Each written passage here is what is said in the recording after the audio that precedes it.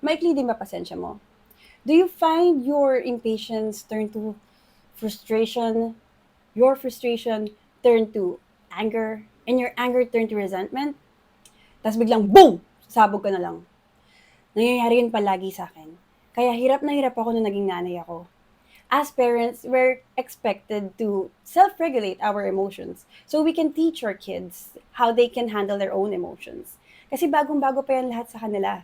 Excitement, joy, sadness, fear, anxiety, anger, they literally don't know what to do with it. Dahil doon, gagayahin lang nila kung paano tayo mag-react sa emotions nila. If we act impatient when they're being impatient, magre-register yun sa utak nila na yun yung tamang response to the emotion that triggered the impatience. Pero ang hirap humugot ng pasensya, di ba? Sa dami ng pinagdadaanan natin at problema natin sa buhay, a lot of things can trigger our own emotions.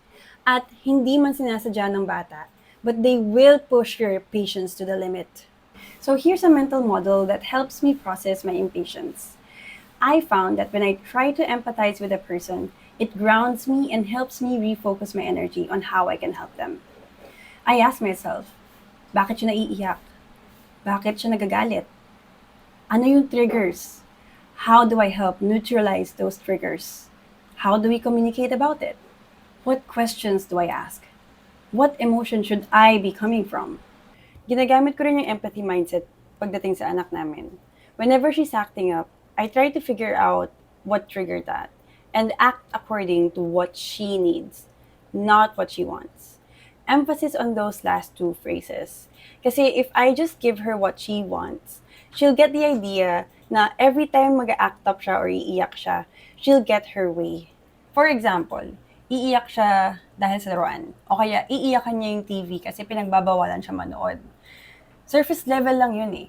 There could be an underlying issue like excess of energy or boredom, overstimulation, understimulation, or minsan nga, antok lang siya, hindi lang namin alam. It really depends on the context of the situation. So, dahil ang mga bata, hindi pa nila kayang sabihin kung anong kailangan nila, I really need to be observant. To all the non-parents out there, empathy is not just for kids. Definitely, this is something we could practice to build better, stronger, and more harmonious relationships with people around us. Kasi kung iisipin natin, lahat naman ng tao may pinanggagalingan eh. May reason yung mga yan why they do what they do, or say what they say, or feel what they feel. Saan ba sila talaga nanggagaling? Ano ba talagang kailangan nila? I also realized this was something I could apply to myself. Sometimes I get so impatient with my learning process, my goals, my growth. When I'm not going at the pace that I expect myself to be at, na-frustrate talaga ako sa sarili ko. To a point na nauuwi ako sa self-loathing and resentment. If only I empathize with myself more, I'd get a better look at where I started, how much I've grown, and what I really need to move forward. Hindi madali mag-empathize It requires a lot of observation and communication, anchored in humility, respect, and love. Practice talaga. But if it means building a safer space for ourselves and people around us, it could be worth it.